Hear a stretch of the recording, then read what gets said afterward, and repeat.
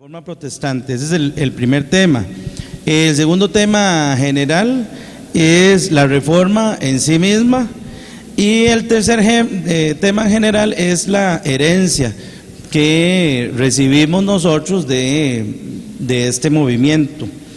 Entonces vamos a iniciar con el primer tema, que son los antecedentes doctrinales y eclesiásticos de la Reforma Protestante. Para cada segmento tenemos más o menos 15 minutos y al final de esos 45 minutos vamos a tener un tiempito para preguntas y respuestas. Nada más, en el tiempo de las preguntas, si podemos ser concisos, ¿verdad? Y al grano, para que puedan participar la mayor cantidad de personas. Entonces, gracias a Dios por la oportunidad de tener esta conversación entre todos. Los panelistas son don Guillermo Green, don Donald Terán, Nick, el apellido ahorita se los dice Nicolás Lamé, y Eduardo también, el doctor Fernández. Flores, disculpen. Bueno, vamos a empezar con el primer tema, que es entonces antecedentes doctrinales y eclesiásticos de la Reforma Protestante. Sí, hermano, mire, nosotros estamos viendo este tema de la Reforma Protestante y cómo se dio. Alguien dijo: el que no conoce los errores del pasado los vuelve a cometer. Y eso lo podemos ver realmente, y tal vez más adelantito en otro tema, al final lo tocamos de nuevo. Pero es importante entender los antecedentes de la Reforma porque se están volviendo a dar. Y yo diré, se necesita otra reforma. Por eso este tema es sumamente importante. ¿Cuáles eran los antecedentes? Bueno, tal vez comienzo. Yo creo que uno de los antecedentes muy importantes es el papel que San Agustín tiene en la Reforma Protestante. Obviamente San Agustín es mucho antes de la Reforma Protestante. Él nació en 354, murió en 430. Él vivió durante la caída del Imperio Romano y es considerado tanto por católicos como por protestantes uno de los padres, el padre latino, de hecho, más importante de toda la historia de la Iglesia cristiana. Y yo creo que uno de los impactos que él tuvo o ha tenido en la Reforma Protestante tiene que ver con su lucha contra los pelagianos. En esa lucha con Pelagio,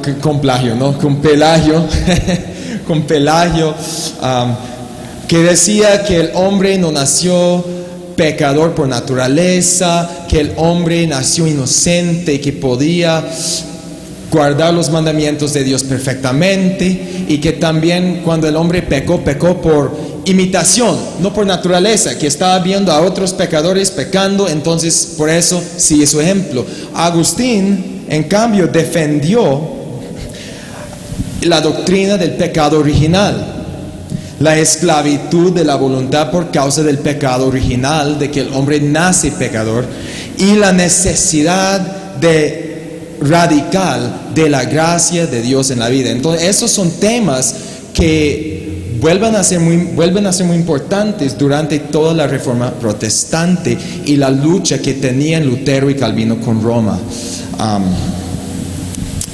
Hay más que puedo decir sobre San Agustín y su papel, pero tal vez más tarde yo voy a... No, aquí solo recordar que cuando Martín Lutero decide hacerse sacerdote, en este caso monje, decide entrar al monasterio de Erfurt, que es agustiniano, y eso de por sí ya le da un rumbo a la Reforma.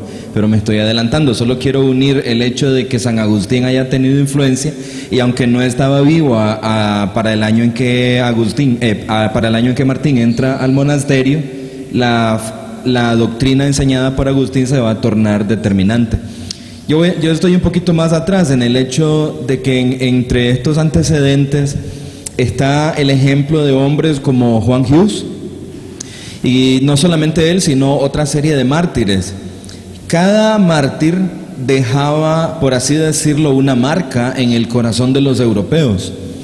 No solamente en aquellos que eran testigos del martirio, sino también en cuanto a ir taladrando el corazón, en cuanto a considerar con seriedad las ideas de cada uno de estos pre-reformadores.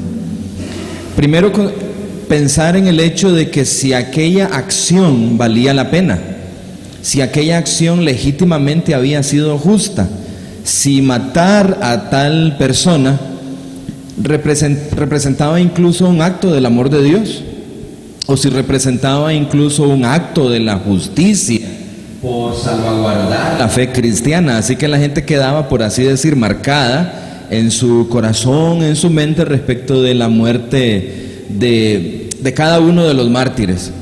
Y luego la gente piensa, por ejemplo, que Martín inició un polvorín en 1517, pero en realidad solo fue la mecha con mayor pólvora, porque la mecha viene encendida desde mucho antes. Si bien Agustín no inicia una reforma, las condiciones doctrinales y políticas son sumamente diferentes para el siglo XVI.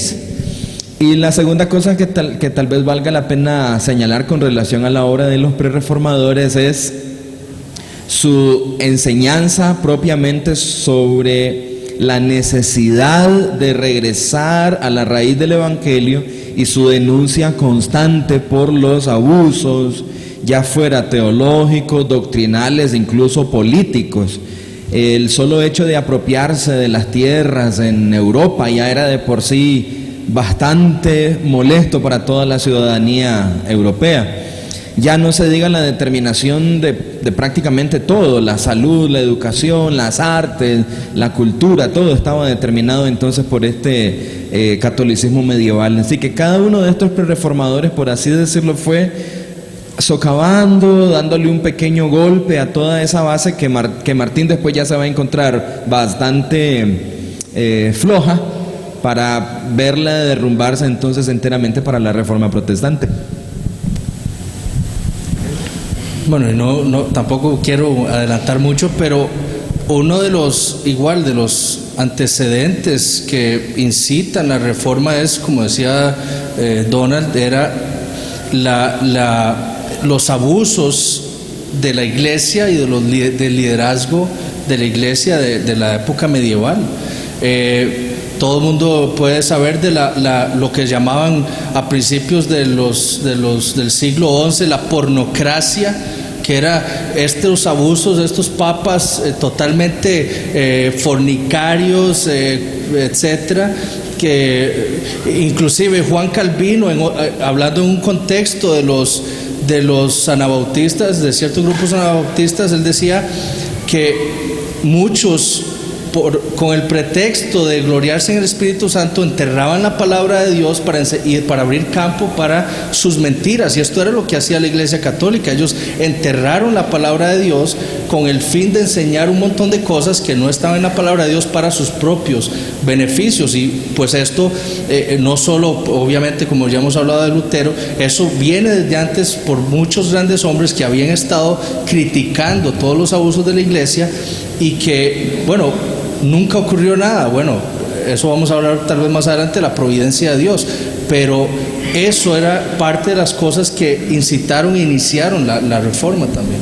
Esto tiene mucha relevancia para hoy, la forma en que una iglesia entera podía mantener a personas, a pesar de algunos, como mencionó Donald, a pesar de algunos que dieron testimonio hasta la muerte, como una masa podía quedarse en la oscuridad, en las tinieblas.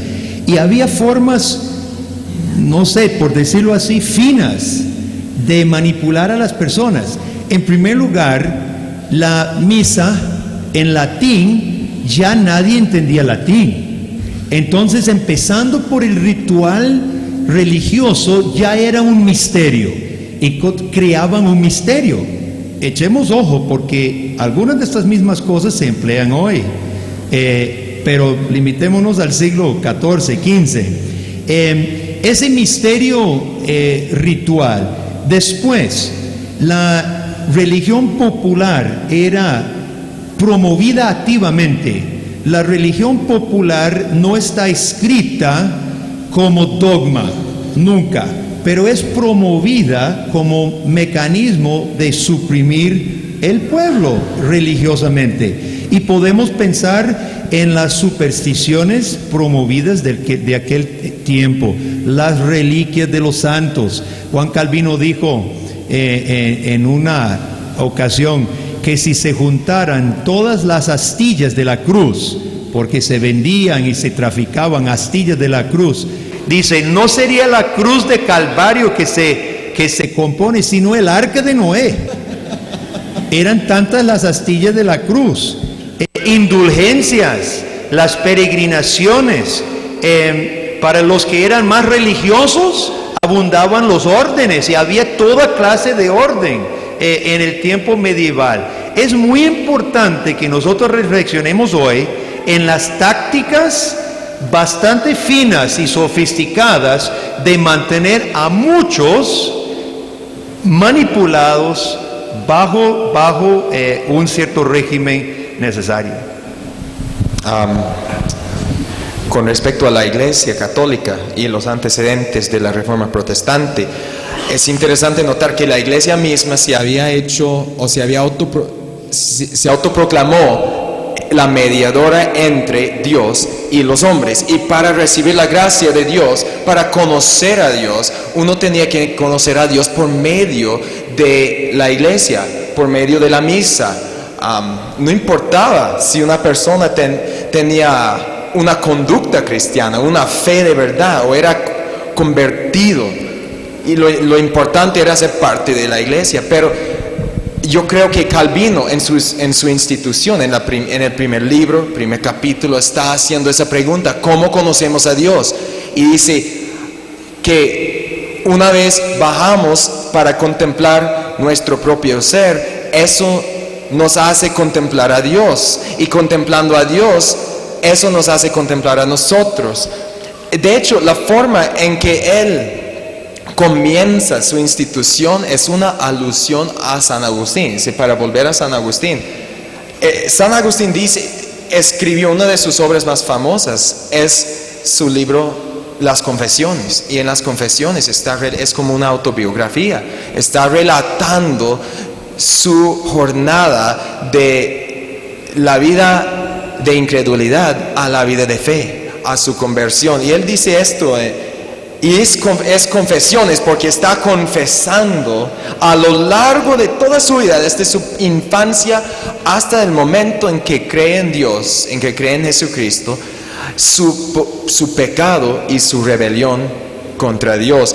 Pero dice esto en el primer capítulo de sus Confesiones. Dice: grande sois, Señor, y muy digno de toda alabanza, grande es vuestro poder e infinita vuestra sabiduría, y no obstante eso os quiere alabar el hombre, y es una pequeña parte de vuestras criaturas, el hombre que lleva en sí no solamente su mortalidad y la marca de su pecado, sino también la prueba y testimonio de que vos resistís a los soberbios, pero vos mismo lo excitáis a ello de tal modo que hacéis que se complazcan a alabaros, porque nos criasteis para vos, y está inquieto nuestro corazón hasta que descanse en vos. Pero enseñadme, Señor, y haced que entienda si debe ser primero el invocaros que el alabaros, y antes el conoceros que el invocaros. Entonces comienza así, pero creo que la conexión entre Calvino y Agustín en ese sentido no es tan solo su forma de plantear la pregunta de conocimiento de Dios, sino su conclusión: que Dios puede ser conocido por medio de la fe, que Dios puede ser conocido directamente no por la Iglesia, sino por Jesucristo. Ahora comprenderá entonces el compromiso de la Iglesia medieval por tener ocultas las Escrituras en un lenguaje del pueblo. Comprende la delicada relación que hay entre la libertad de una nación o la libertad de una ciudadanía y su conocimiento de las Escrituras. Si esa misma población cree que necesita la palabra ungida de su iglesia para tener fe, ella misma no ve la necesidad de tener la escritura en el idioma que pueda leer. De manera que cuando piensen en los hombres que hacen un enorme esfuerzo por poner la Biblia en un lenguaje que sea accesible para la gente, no lo medite solamente en un sentido espiritual. Recuerde que en el momento que pueda abrir la escritura, esa gente conocerá el sentido correcto de lo que es libertad en el sentido pleno de la palabra. Libertad no solamente para conocer a Dios, sino libertad para ser el tipo de nación que Dios quería que cada nación fuese. De manera entonces que hablamos no solamente de una espiritualidad individual por el hecho de conocer la Biblia, sino que en tanto la Biblia esté cerrada, Europa permanecerá también en una era oscura, no comprendiendo las limitaciones de la iglesia. Hasta ese momento se cree que la iglesia tiene plenos poderes. Si tiene el poder de mediar entre Dios y yo, si la iglesia esta es la que es buscada por los emperadores y por los reyes para recibir de ella la mano, para que legitime su reinado y su papel imperial, así que esta iglesia lo determina todo. Antes de salir de este segmento, por lo menos en mi caso, póngase un momentito, así trate de ubicarse en ese plano histórico y usted ser parte de esta realidad. No tiene la Biblia, hay un grupo de gente que dice que es la que es mediadora entre Dios y usted. Esa gente en el culto religioso lo hace en otro idioma. ¿Cómo estaría tu corazón? ¿Qué habría ahí adentro? Es bien difícil para nosotros, porque para nosotros con la Biblia que tenemos, etcétera. Y ahora entenderá usted, y aquí me adelanto al tercer segmento del conversatorio, la pasión por la cual aquellos que nos consideramos herederos de la Reforma sentimos y experimentamos para con la necesidad de que los discípulos conozcan la Escritura por ellos mismos. Así que ahora entenderá usted parte de las raíces que mueven al liderazgo de nuestras iglesias aquí presentes, y esta pasión y este compromiso entonces para que usted conozca la Escritura y conozca el mensaje de Dios tal y como se encuentra plasmado en la Biblia. O sea, si uno pudiera definir o caracterizar al pueblo de la época medieval, era su ignorancia de las Escrituras. Y uno de los factores era la falta de predicación. Sencillamente la predicación del Evangelio o de la palabra de Dios había perdido su primacía. Los líderes habían quitado la predicación del centro del culto, habían hecho a la gente ignorante, ya no predicaban. Latimer en el siglo XVI decía que a estos hombres, a los frailes y líderes de las iglesias, les llamaban las personas fresas. Y no era porque tuvieran mucho dinero o quisieran lo último de la moda, sino porque venían muy poco a sus iglesias. Él decía porque vienen una vez al año y vienen por muy poco tiempo.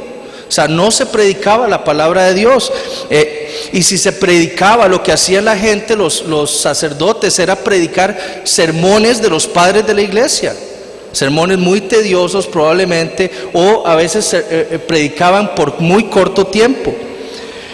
Y otra de las cosas era que la gente era tan ignorante en ese entonces de la palabra, que lo que hacían los frailes era, por ejemplo, montar dramatizaciones, igual que hoy, dramatizaciones para decirle a la gente que eso era el Evangelio, que eso era la predicación, y la gente quedaba en su misma ignorancia. Antecedentes de la Reforma es el tema que estamos tocando. ¿Cuántos han escuchado el término, y siguiendo lo que han dicho los hermanos, el término ungido? Creemos que la ola de ungidos es algo recién, pero no es recién. Hace 500 años, la iglesia, y cuando decimos la iglesia de aquel entonces, hablamos de los clérigos, del clero, de los sacerdotes para arriba, al Papa. Se decían ser ungidos por Dios con el único poder, o los únicos con el poder de conceder bendición y perdón. Y siempre estaba el dinero de por medio. Es por ejemplo, como cuando Enlace Dice, 5 minutos les queda para pactar con Dios aquí en el altar o pierde la bendición. La iglesia del tiempo de Lutero decía lo mismo, solo aquí, solo en este momento, solo pagando puede tener el perdón de Dios, la bendición de Dios. Antecedentes de la reforma hace 500 años los estamos viviendo hoy en día. Interesantemente, lucraban desde aquel entonces la institución religiosa de tal manera que el Banco del Vaticano llegó a ser uno de los más ricos del mundo, empezando en aquel entonces hasta la fecha. Contrástelo con Juan Calvino, que tenía herencia de un puesto en la iglesia y pudiera haber devengado pensión durante toda su vida, y fue a su ciudad natal, joven, y renunció a su pensión eclesiástica. Ahí está la diferencia. Quienes se atribuyen puesto, poder, unción para beneficio personal, y los que se niegan para servir el Evangelio, la palabra de Dios, lo único que trae verdadera libertad. Tengo una preguntita general para los cuatro. En 2 Timoteo 3:16, para todos, yo creo que la mayoría lo conocemos. Toda la escritura es inspirada por Dios y útil para enseñar, redarguir, corregir, instruir en justicia, a fin de que el hombre de Dios sea perfecto y enteramente preparado para toda buena obra. Para introducir el segundo tema, la reforma en sí misma como movimiento, ¿qué papel juega el retomar, el abanderamiento, digamos, de la sola escritura? La escritura, el papel de la escritura. Bueno, de la reforma propia. Sí, porque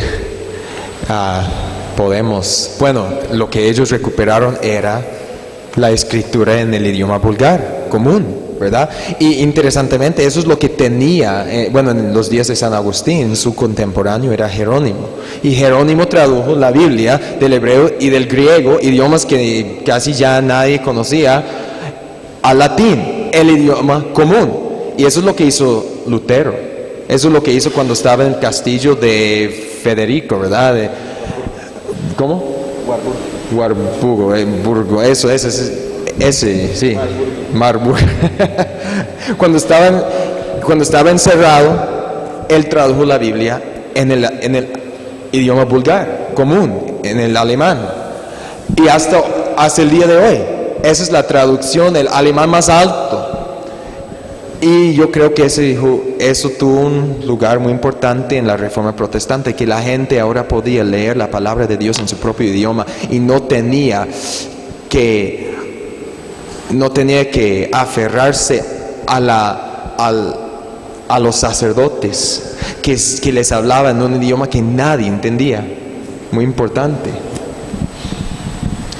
Que recuerde que fue leyendo específicamente la carta de Romanos que Martín se topa con el capítulo 1, porque no me avergüenzo del Evangelio, porque es poder de Dios para salvación a todo aquel que cree, al judío primeramente y también al griego, más el justo por la fe vivirá. Esto no solamente lo lee Martín, todo lo que provoque en Martín, sino que con el paso del tiempo comienza a ser leído por el resto de la gente. Hace un minuto le pedí que se pusiera en los zapatos de alguien que está en ignorancia, que está sin acceso a la escritura. Ahora pegue un salto de no conocer a saber de forma directa lo que Dios dice. ¿Cuál es su primera reacción cuando visualiza a los líderes religiosos y lo que hasta ese momento han estado diciendo que es lo que Dios dice? Cuando abre la Biblia al pueblo y encuentra verdaderamente qué es lo que Dios ha dicho. Hay una valentía que se ve ejemplificada en Martín Lutero quemando la bula papal, una cosa inentendible, a no ser que se conozca a profundidad la escritura. tiene que haber un asidero espiritual para tomar la decisión de no hacer caso al hombre que es, según Europa, el vicario de Cristo en la tierra. Entonces, no vemos en Martín a un simple pandillero rebelde quemando la bula, sino a un hombre libre que ha descubierto en las líneas de la Escritura el mensaje de libertad del Evangelio y que sabe que el cielo no va a hacer descender un rayo en su contra, que la tierra no se va a abrir porque tiene de su lado la bendita, santa e inspirada palabra de Dios. Así que ahora póngase en este lugar. La Biblia llega a usted, ahora usted la abre, está listo para proclamar su libertad en Cristo Jesús, no solo en su relación individual, personal, sino también incluso como nación, como vamos a ver dentro de un rato en las consecuencias. Pero, mis hermanos, si podemos decirlo en dos frases, en los antecedentes: antes de la Reforma, Biblia cerrada; durante la Reforma, Biblia abierta, y los resultados son dramáticos. Tengo unos datos que tal vez les interesa.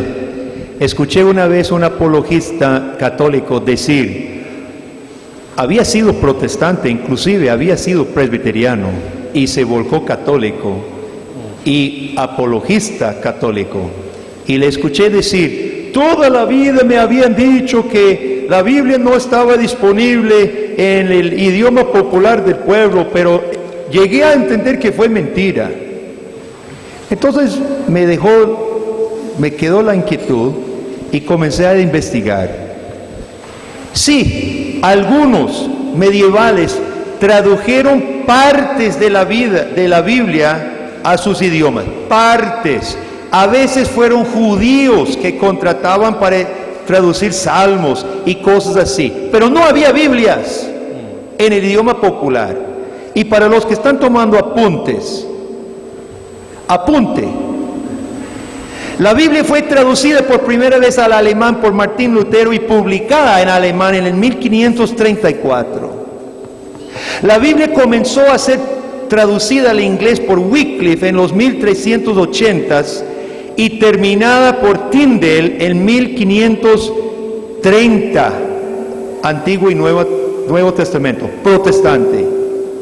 Lefebvre d'Etaples en Francia nunca salió oficialmente de la Iglesia Católica, pero en su lecho de muerte lloró por no haber tomado esa decisión, y él fue precursor de Guillermo Farel y Juan Calvino y publicó la traducción de la Biblia al francés en 1530. Escuchen los años, todo en 1500. Casiodoro de Reina, nuestra amada Reina Valera, publicada por primera vez en 1569. Bruciolo, un precursor, un preprotestante, en 1530 al italiano, y Diodati en 1603 al italiano, un protestante. En Polonia, la Biblia traducida al idioma de los polacos, al polaco, patrocinada por la familia calvinista Radziwiłł, fue la Biblia Brest en 1563. Y en el eslovaco, traducida y publicada la Biblia al eslovaco por Judith Dalmatín en 1584. Hermanos, a lo que pusieron mano estas personas del hebreo y del griego fue proveer la palabra de Dios al idioma del pueblo, todos en un mismo siglo, es más, en las mismas décadas, y con razón pasó lo que pasó, una bomba, lo que llamamos la Reforma.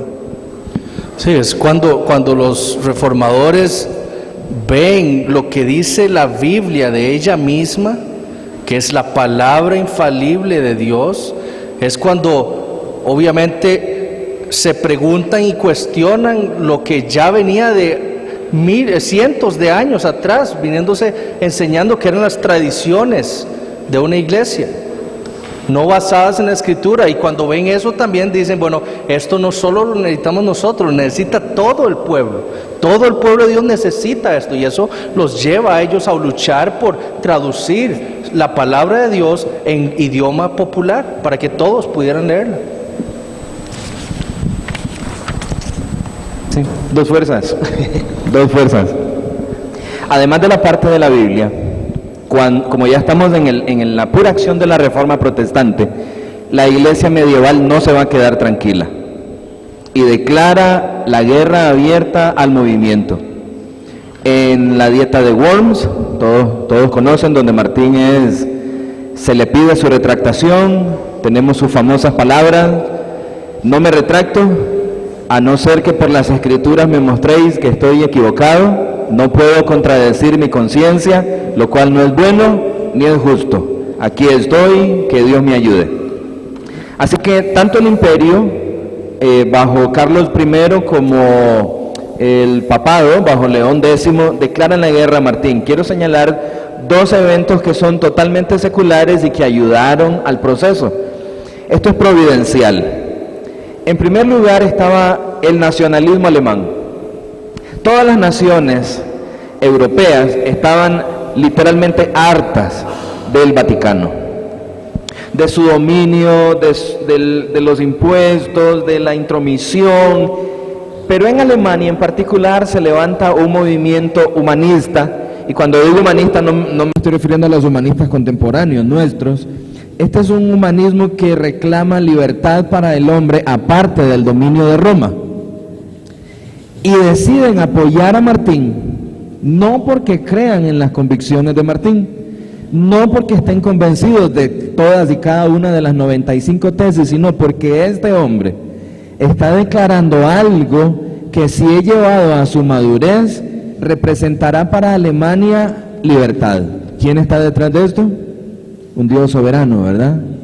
Un Dios soberano que determina rodear incluso a Martín con gente que ni siquiera comparte sus ideas, pero que se volverán en defensores de esta idea, incluyendo algunos contradictorios como Federico, ¿verdad?, que es quien nos secuestra al castillo de Marburgo sin ser él mismo un convencido. Y luego, más adelante, cuando el Papa tiene el poder para matar literalmente a Martín, porque todos en la historia a quienes Roma había decidido eliminar lo había logrado, no hay excepciones. Y en el caso de Martín se da un momento histórico para liquidarlo. En ese momento se levanta por el lado del este los musulmanes turcos que vienen entrando por el este hacia Europa, y entonces el Papa llega a la conclusión de que la única forma de rechazar a los otomanos turcos que vienen entrando por el este es convencer a los protestantes para que en ese momento se comprometan a defender Europa. Pero ¿cómo se va a reclutar protestantes si estamos en guerra con ellos? Entonces se abre un espacio de no persecución, porque conviene más defender Europa, que es donde está el botín de los señores otomanos. Y Martín Lutero muere en su lecho anciano, enfermos, pero anciano. Así que quería señalar estos dos hechos que, si bien son pura historia secular en el sentido de que no tiene que ver con la Biblia directamente, pero mientras simultáneamente la Biblia se va abriendo y va corriendo y va llegando a cada aldea y villa, nuestro soberano Dios es capaz de mover allá a los musulmanes y es capaz de mover la política interna de Europa para que el movimiento siga floreciendo hasta lo que llegó a ser posteriormente. Y olvidaste mencionar la imprenta. La imprenta comenzó a trabajar día y noche, publicando no solo Biblias en todos los idiomas, sino todos los panfletos que escribiera Lutero, Calvino y los demás, y verdaderamente papelaron a Europa con los tratados del Evangelio. En Alemania. En Alemania, cerca de donde Martín clavó la... Exacto. Pero quería mencionar, hermanos, algo que también tocaron los hermanos, que produjo la Reforma al recuperar la palabra de Dios fueron pasajes como estos, de Hebreos 10. Cristo, habiendo ofrecido una vez para siempre un solo sacrificio por los pecados, se ha sentado a la diestra de Dios, porque con una sola ofrenda hizo...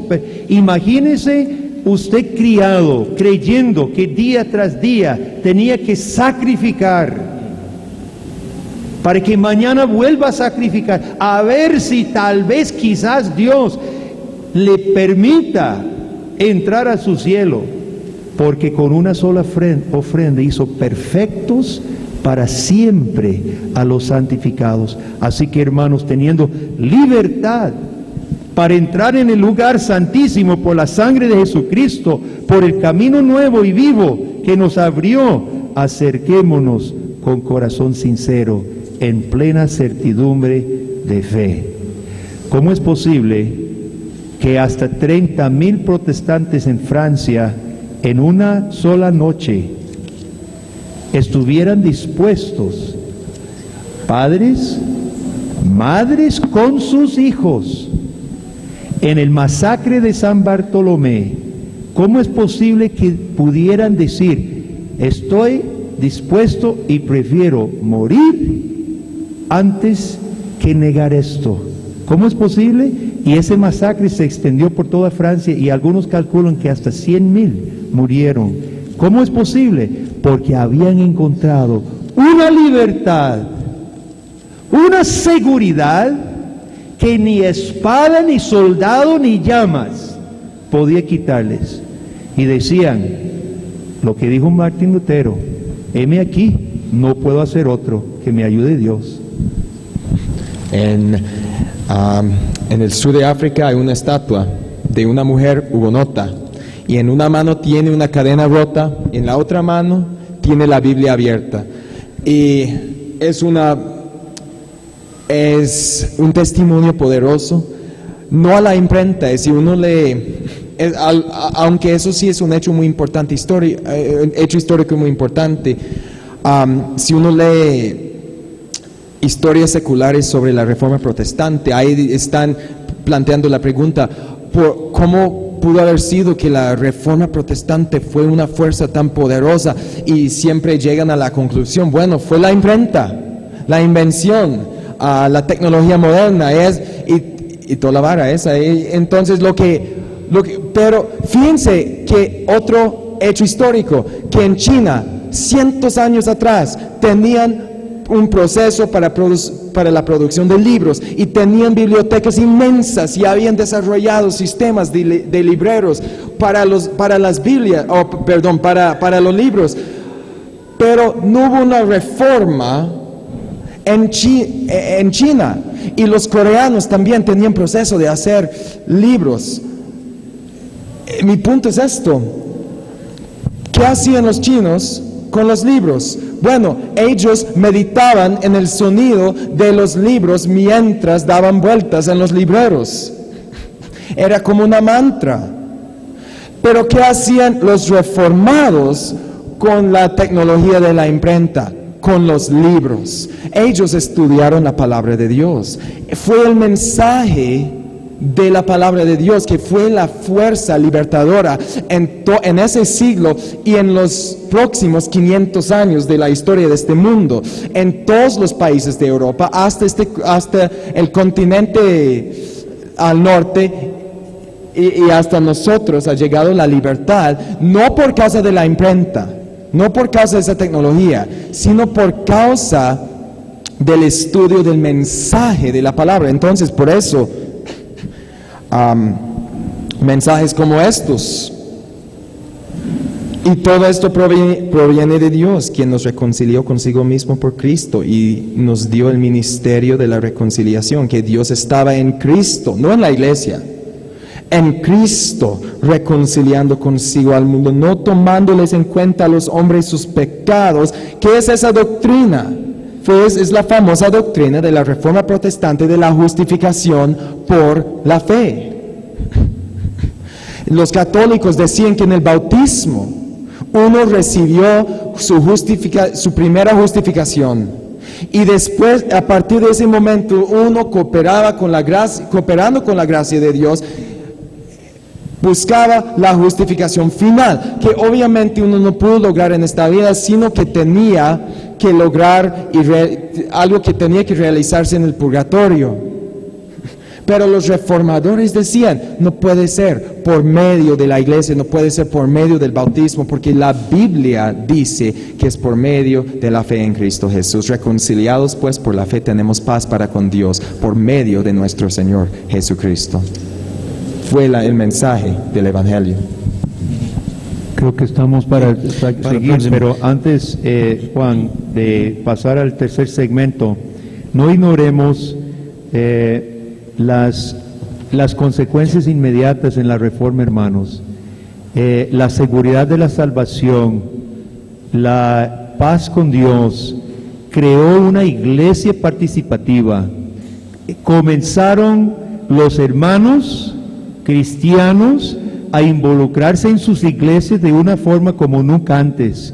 Se escribieron himnos y salmos, comenzaron misiones, comenzaron nuevas iglesias. Recuerde que estaban bajo mucha persecución y aún así se expandió el movimiento. La vida familiar en el tiempo medieval era un desastre.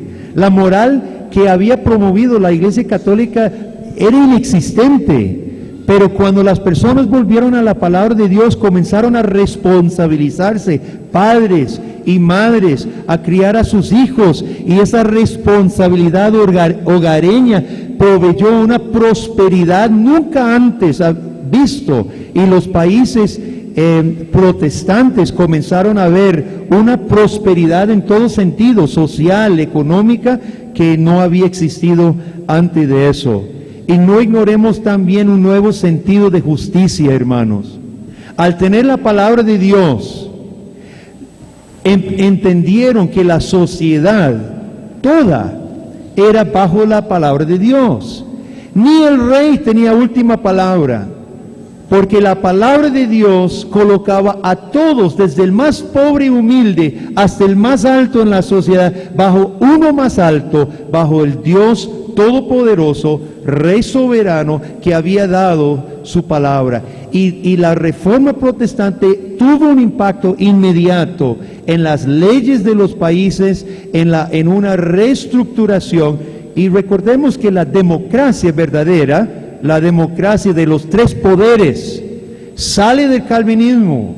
El calvinismo que enseña, todos los hombres bajo Dios son iguales, hechos a su imagen, todos son pecadores, pueden ser redimidos en Cristo, y los tres poderes son para balancear y controlar la pecaminosidad del hombre y velar por la igualdad de los seres humanos en el país. La democracia legítima es heredera de la reforma protestante, y podemos decir que sin la palabra de Dios y sin el sentir de justicia divina, la democracia no va a servir. Y creo que eso está testificado en nuestro tiempo. Las democracias están decayendo, están cayendo en un caos. Pero estos resultados fueron resultados directos de recuperar la palabra de Dios junto con el Evangelio. Okay. Bueno, ¿puedo señalar algo? Okay. Ya que lo tocó Guillermo, estoy leyendo directamente de Isaías 33:22 y las tres ramas de gobierno. Dice en la Escritura: porque Jehová es nuestro juez. Este es el ministerio judicial, ¿verdad? La administración de las leyes. Jehová es nuestro legislador, Él es el proveedor de las leyes. En nuestro actual sistema es el poder legislativo. Jehová es nuestro rey, es la siguiente declaración de Isaías 33:22, que en las democracias contemporáneas se convierte en el poder ejecutivo, ¿verdad? Y él dice: rey, él mismo nos salvará. Este texto que estoy leyendo, entonces, para hablar de la contemporaneidad, esta es una herencia directa, de manera que la democracia no es una invención occidental en el sentido de una forma de gobierno que se encontraron ahí por el camino, sino el resultado directo de pensamientos teológicos. Y antes de que Juan Carlos lo mencione, hermanos, recuerden, esta charla la estamos haciendo con varios propósitos, no lo anunciamos al principio, pero en la primera, usted ve cuánto hay que decir de la Reforma. Estos 4 señores que están aquí, en realidad usted los ha oído hablar, pero si los deja hablar el resto de la noche, aquí pasamos. Para que se dé una idea de cuánto hay que decir de la Reforma Protestante. Tus familiares y amigos te van a preguntar, ¿dónde andabas hoy? Dice, bueno, andaba haciendo una celebración de la Reforma Protestante. ¿Y eso qué cosa es? Bueno, la idea era darte algunos argumentos para que sepas cómo contestar a la pregunta hoy por la noche o mañana por la mañana. Y la segunda cosa que ya nos aproximamos es para la herencia. El movimiento tiene una herencia y en este segundo segmento llegó el momento de buscar en nuestros bolsillos espirituales si tenemos acceso a todos esos ricos elementos de la herencia. Así que lo mejor está en este segmento. Okay. Muchas gracias, Donald. Don Donald estuvo mencionando varias palabras en el segmento anterior, que era providencia y soberanía de Dios. Guillermo, por otro lado, mencionó, en algún momento dijo, parece que necesitamos una nueva reforma hoy, protestante. Y entre otras cositas también hablamos de doctrinas básicas de la iglesia. Hablando de la iglesia de hoy, ¿será la iglesia actual una embajadora realmente de Cristo? ¿Habrá menospreciado la iglesia a lo largo de los años la herencia de la reforma protestante? ¿Será la iglesia evangélica de hoy protestante? Tal vez si conversamos de eso en general todos para ir creciendo más con el conocimiento. Bueno, no soy el indicado para preguntar eso, porque ustedes saben que mire, Juan y hermanos, ustedes saben mi posición. Yo insisto y estoy dispuesto a defender el punto: la iglesia evangélica hoy ha vuelto a Roma, ha abandonado sus raíces protestantes, niega la sola escritura al poner profetas y apóstoles, niega la sola gracia de Dios al enseñar el semipelagianismo de Roma, niega sola fe al exigir otras obras para recibir la bendición de Dios, pactar con Dios, ofrendar, ir a encuentros, niega solo Cristo al establecer otros ungidos y personas especiales por medio de las cuales recibimos el flujo de la bendición de Dios. En lugar de un papa tenemos un montón. Cultos en lengua son peores que misas en latín. Y de la misma manera que Roma era intocable y los papas no se sometían a ningún concilio, de igual manera los pastores hoy en día no se someten a ninguna instancia, sino cada uno es su propia autoridad. Definitivamente mi posición es: necesitamos una reforma hoy. Sí, bueno, yo estoy totalmente de acuerdo con don Guillermo. La iglesia evangélica contemporánea es la copia de Roma, y yo creo que el peor error que se está enseñando ahora es lo mismo que se enseñaba en la época medieval. En la época medieval era: usted quiere asegurarse el favor de Dios, entonces es Cristo más el bautismo, es Cristo más la Santa Cena, es Cristo más la misa, es Cristo más las indulgencias, etcétera. Era Cristo más algo. Y es exactamente lo mismo el día de hoy. Si usted quiere ganar el favor de Dios, un libro de Joel Osteen, el último, dice: asegura tu fe. Dice: fortalece tu fe, asegura el favor de Dios. O sea, ¿y cómo lo hace? Dando, pactando con Dios, dando dinero, etcétera. Eso es exactamente lo mismo. Pero Romanos 8, 28 al 31 nos dice a nosotros que No hay nada que nosotros podamos darle a Dios para ganar su favor o asegurar su favor. Él lo hizo ya por nosotros, dando a su Hijo unigénito a favor nuestro.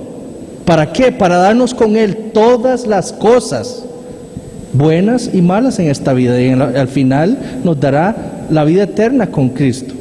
Pero lo mismo que vemos hoy en la iglesia es lo mismo que vemos en la época medieval, es Cristo más algo. Y un pastor contemporáneo de nosotros, de hecho es el nieto de Billy Graham, Tullian Chividian, creo que se llama. Él escribió un libro en donde argumenta por el principio evangélico y protestante de Cristo más nada es igual a todo. Eso es lo que lucharon los reformadores. La justificación viene por Cristo y nada más por Él. Bueno, es una cosa decir necesitamos una reforma, una nueva reforma, una reforma hoy en día. Y me pregunto, entonces, ¿cómo lo hacemos? Pablo dice en Gálatas, dice, estoy maravillado que tan pronto os hayáis alejado del que os llamó por la gracia de Cristo para seguir un evangelio diferente. No que haya otro, sino que hay algunos que os perturban y quieren pervertir el evangelio de Cristo. Mas si aún nosotros, un ángel del cielo, os anunciare otro evangelio diferente del que os hemos anunciado, sea anatema. Como antes hemos dicho, también ahora lo repito, si algunos predica diferente evangelio del que habéis recibido, sea anatema, es decir, condenado eternamente.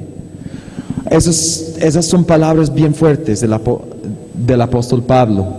Hermanos, la palabra de Dios dice en Romanos 10, 17, que la fe viene por el oír y el oír por la palabra de Dios, por la palabra de Cristo.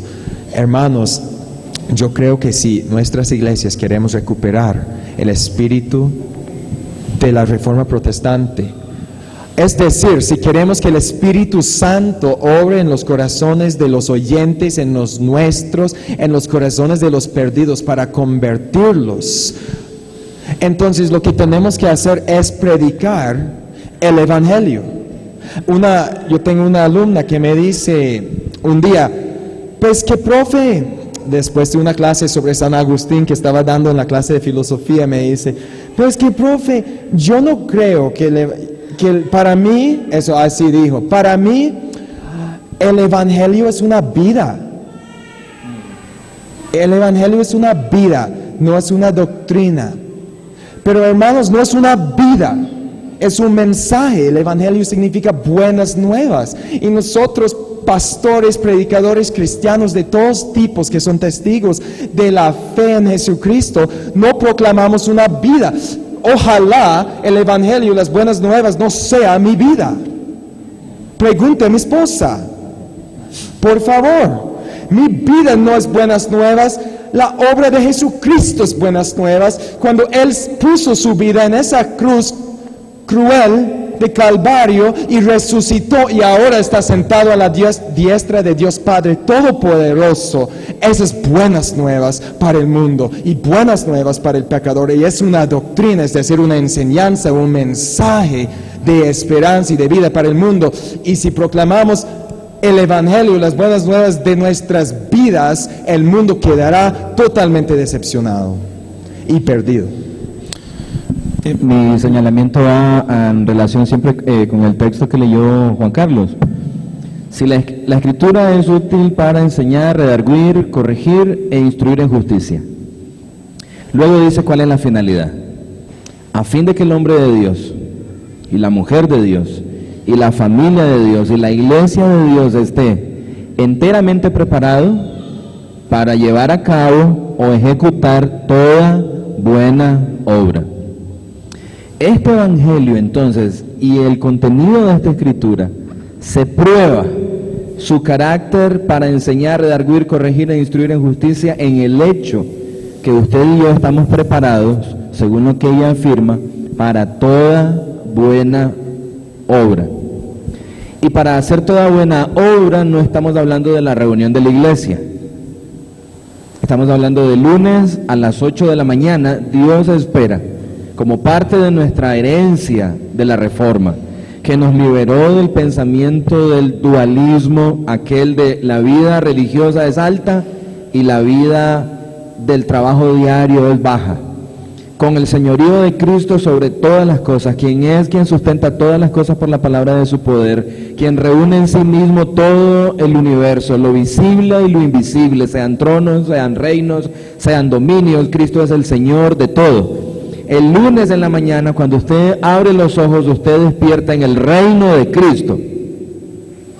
Y cuando se levanta y sale por la puerta, usted se dirige a un sitio que ha sido reclamado por la soberanía de Cristo, porque Él dice, toda autoridad me es dada en el cielo y en la tierra. Eso incluye el barrio donde usted vive, la nación donde usted vive, la familia donde usted vive también. Y parte de nuestra herencia es el reclamo de Cristo Jesús por cada pulgada, como decía Gresham Machen, de todo el universo. Que no hay lugar del universo, mis hermanos, donde Cristo ponga el ojo y diga, eso es del diablo.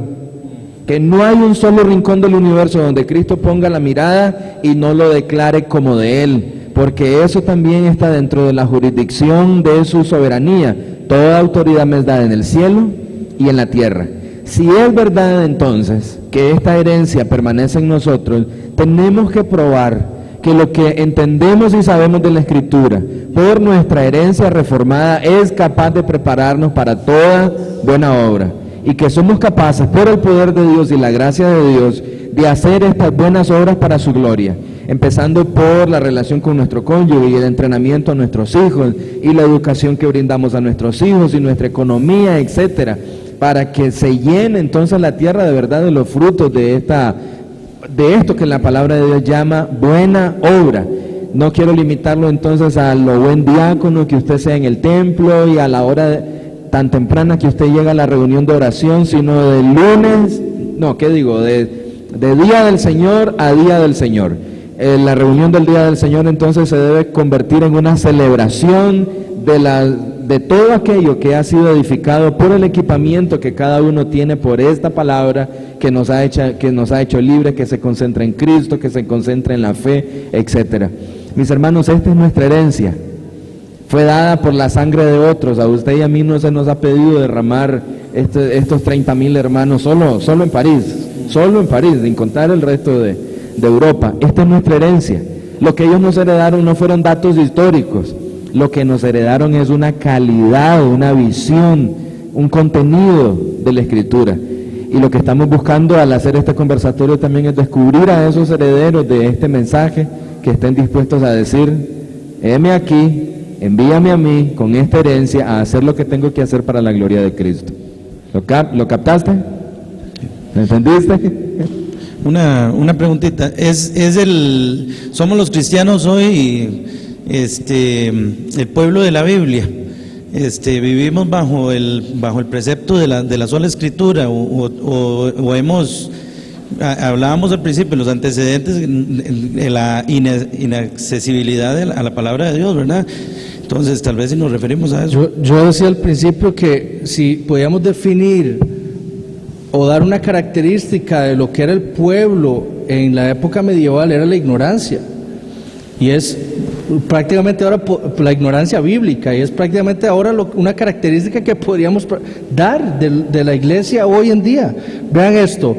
El 30% de los jóvenes que se dicen evangélicos no saben por qué se celebra o qué se celebra en la Semana Santa. El 25% de los que dicen ser evangélicos no creen en el infierno. Y esto es peor, el 35% de los que dicen ser evangélicos, según una encuesta de George Barna, no creen que Cristo sea el único camino para llegar a Dios. Entonces, ¿por qué pasa esto? Porque no se está predicando la palabra de Dios. No voy a decir gran mayoría, pero muchísimos pastores lo que están haciendo es predicando un falso evangelio, en donde están haciendo de la visión del cristiano que tenga en la mente es la vida terrenal. Esa es su meta. Entonces, gloríese aquí, busque lo mejor aquí. El cristiano que sigue la Biblia busca o vive en su mente la eternidad. Entonces, lo que está pasando aquí es que debemos volver a la predicación de la Biblia. Y eso es para todos nosotros, no solo para los pastores y predicadores. Todos nosotros como cristianos debemos nutrirnos de la palabra. ¿Por qué? Porque nosotros somos llamados también a predicar el evangelio a los demás.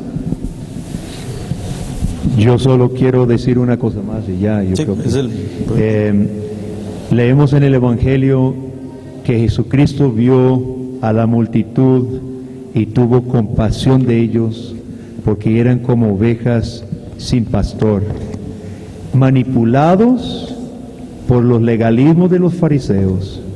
Y Jesucristo vino, Él dijo, a traer libertad, a traer vida.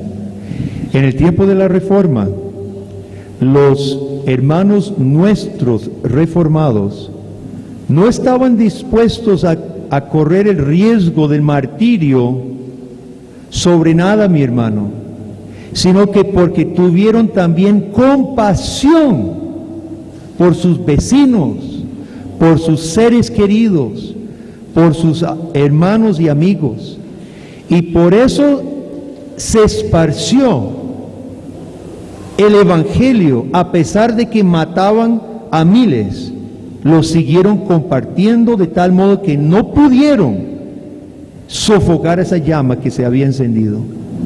Si nosotros somos verdaderos herederos de la Reforma, esa misma compasión llenará nuestro corazón. Porque hoy, al negar la palabra de Dios, al olvidar la palabra de Dios, al someterse una vez más a los humanos, necesariamente son esclavizados una vez más.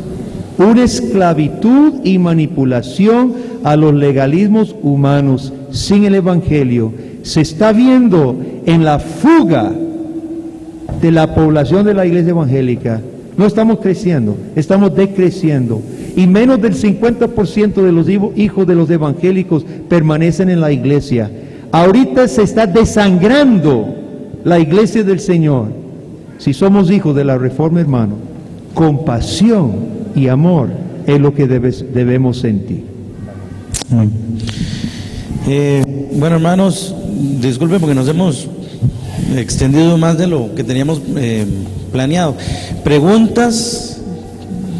¿Alguien que tenga preguntas o comentarios? Puede levantar la mano para pasarle el micrófono y que la pueda hacer allá, don Marvin. El que tiene Juan Carlos.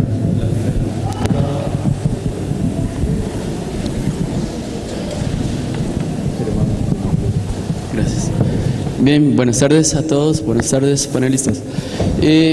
Una pregunta, si bien es cierto la reforma son muchos años de trabajo por parte de muchas personas, pero hoy, por ejemplo, después, hemos estado hablando mucho acerca de la justificación a través de Jesucristo, pero hoy, por ejemplo, si decimos el reformado, ¿qué piensa? ¿Cuáles son sus principales elementos de fe? Sabemos que tenemos elementos comunes, como decir que creemos en el sacrificio perfecto de Jesús en la cruz, en la resurrección de Jesucristo, por ejemplo. Pero cuando decimos ¿qué cree un reformado como parte de su identidad? ¿Qué podemos decir? Gracias. Muy en breve, hermano, excelente pregunta y muchas gracias. El tiempo de la Reforma produjo resúmenes claros de la enseñanza bíblica, las que llamamos confesiones de fe. Podemos pensar en los catecismos de Heidelberg, de Westminster, la confesión de Westminster, allá atrás hay algunos documentos, la confesión belga. ¿Qué creen los reformados? Se dijo, y creo que los resúmenes históricos, y son varios, ¿verdad? Suiza, Francia, Bélgica, Alemania, Suiza, Inglaterra, todas las iglesias de la Reforma produjeron sus confesiones de fe que concuerdan en una gran mayoría de puntos. Así que no es ningún misterio ni secreto para el mundo moderno ¿qué fue la esencia de la Reforma Protestante? Muy buena pregunta.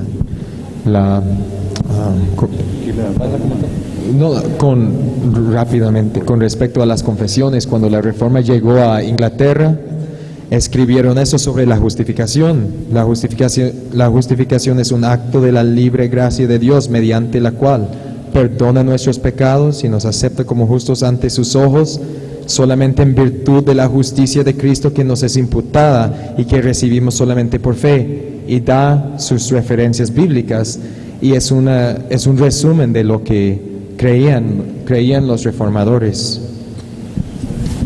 Gracias. Nada más para o sea, el principio fundamental, y así se llama, el principio fundamental de los reformadores era la sola escritura. De ahí es donde nace todo, y todas las confesiones que aquí se han mencionado se basan en la Biblia. Y usted no puede estudiar las confesiones y ver la gran cantidad de pasajes que son citados para reforzar las doctrinas que todos nosotros creemos, pero ¿de dónde salen? De la Biblia. Esa es la sola escritura, el principio fundamental de la Reforma. Gracias. Si mi pregunta es en relación a lo que se ve hoy día en las iglesias, que se han apartado precisamente de las escrituras y de nuevo se han llenado de adornos para adoración, y estas iglesias proliferan por muchas partes con mucho éxito. Como ha dicho el hermano Guillermo Green, pues surge una nueva reforma.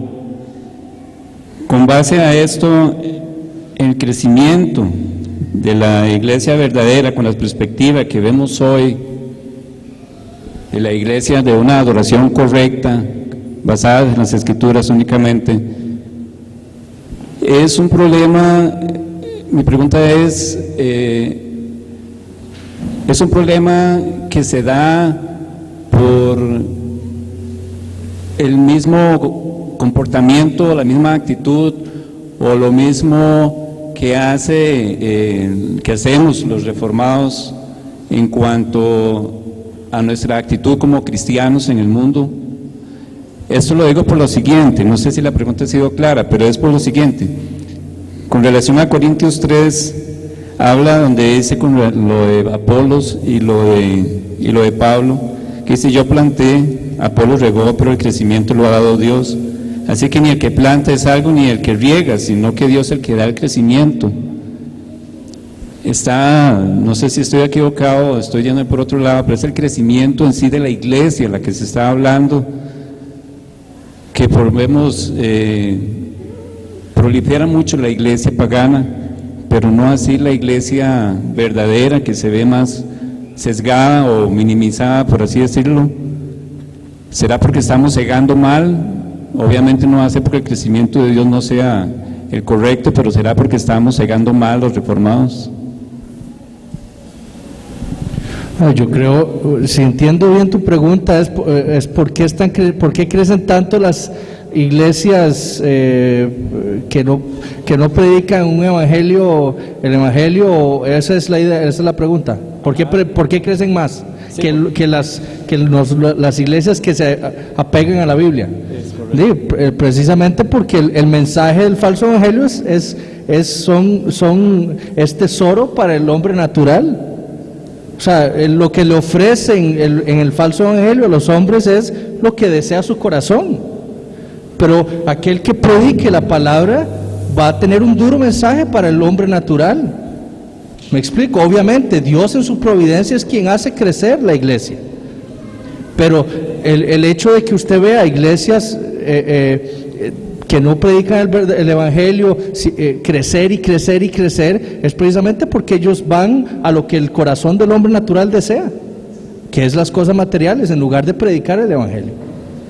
Las iglesias reformadas en algunos países son grandes. Tengo un amigo que pastorea una iglesia de 1000 miembros, otro amigo que pastorea una iglesia presbiteriana de 800 miembros. Ahora, el punto no es que tan grande la iglesia. Si los reformadores en el tiempo de la reforma se hubieran medido por números, nunca habríamos tenido una reforma, porque estaban matando a todos los protestantes. Entonces hubieran dicho: no, la mayoría está con ellos, entonces no hagamos nada. No podemos medir el éxito de la iglesia por números. Se mide por la palabra de Dios. En algunos lugares las iglesias reformadas son grandes, y no estamos diciendo tampoco que las iglesias reformadas son las únicas iglesias verdaderas. Dios tiene su pueblo en toda la tierra. Nosotros los reformados creemos que el evangelio sí se ajusta a ciertas cosas. Nosotros pensamos que nuestras confesiones reflejan fielmente esa palabra, pero las iglesias reformadas no son las únicas iglesias del Señor. Y nosotros no debemos preocuparnos quiénes son grandes y quiénes no son grandes. Debemos predicar la palabra de Dios. Y eso es un falso dilema, permítame decírselo. Se mide el éxito con la palabra de Dios nada más.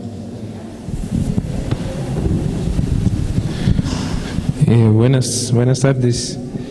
Yo quisiera saber cuál es la opinión de cada uno de ustedes con respecto a la época en que estamos viviendo, porque ciertamente nosotros fácilmente podríamos hablar de aquellos movimientos grandes, de aquellas cosas que están pasando en el mundo, entre comillas, llamado cristiano, pero ciertamente esta época nos enfrenta a cada uno de nosotros, porque es una época en la cual la historia no importa.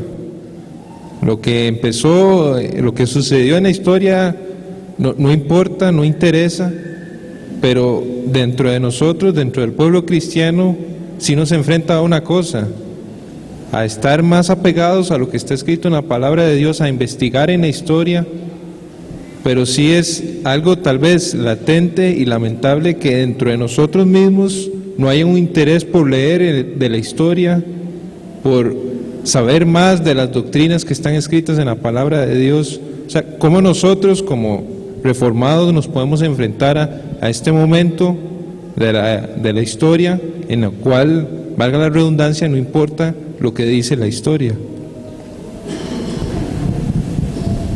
Sí. Este es un momento para este tipo de personas que señalaste ahistórico. No se interpreta nuestra realidad en términos de nuestro pasado. Para nosotros es sumamente importante, así como Lutero y sus compañeros aprovecharon el medio tecnológico de la imprenta. Necesitamos en esta nueva ola tecnológica que los que están pensando y razonando publiquen, escriban, charlen, levanten la mano en las aulas universitarias, compartan buenos libros, se abran las confesiones en el seno de nuestras familias, entrenemos a nuestros hijos, cónyuges, tomemos la internet. Aquí varios de los aquí presentes son blogueadores, facebookeros, tuiteros, y el 80% no me entendió. Esta generación está haciendo preguntas, muchos al estilo de Nicodemo, viniendo en la anonimidad de Facebook o en la anonimidad de Twitter. Y si no es en medio del anonimismo, pues en medio de nuestros vecinos.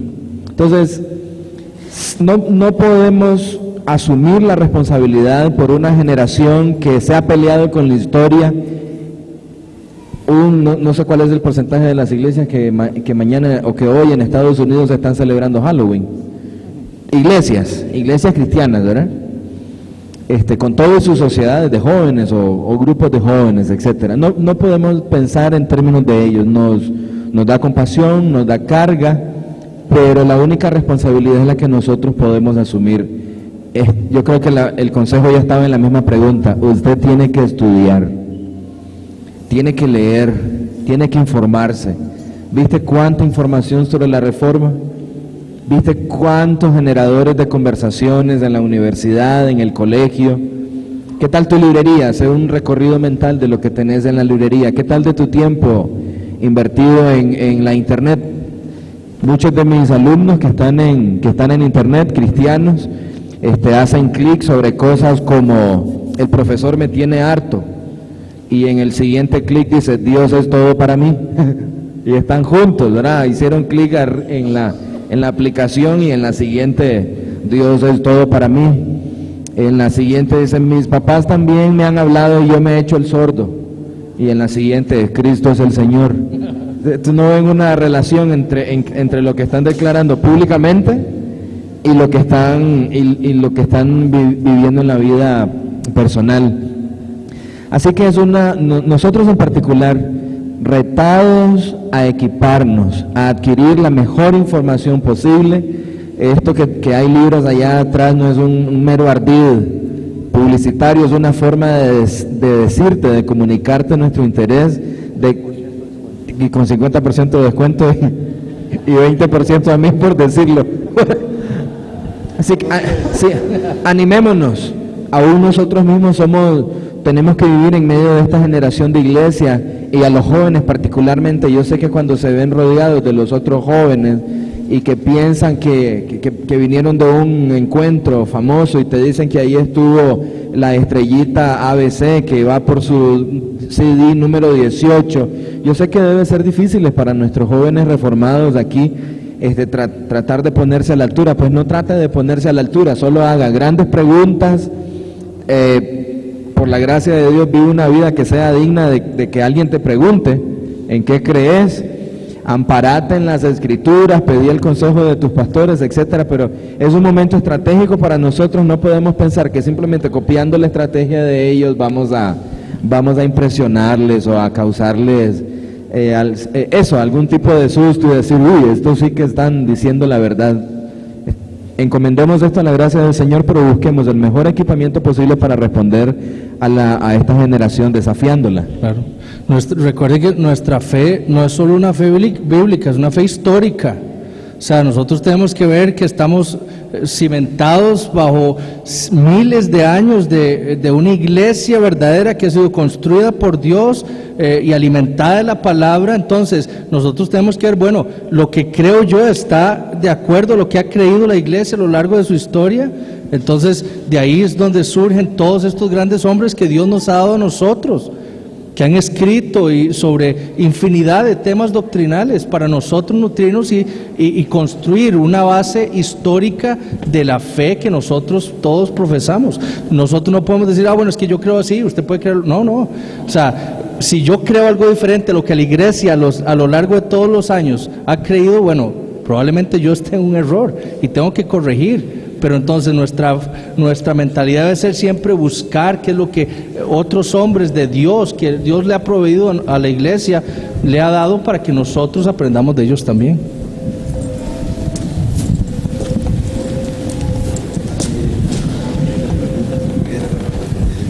Okay.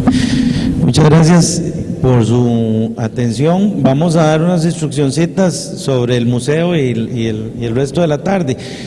Nada más, ojalá que en las iglesias de cada uno de nosotros pudiéramos tener estos mismos tiempos entre nosotros y prepararnos y discutir y iniciar grupos de estudio sobre las cosas que debemos cambiar nosotros, primero como hijos de Dios y segundo como iglesia.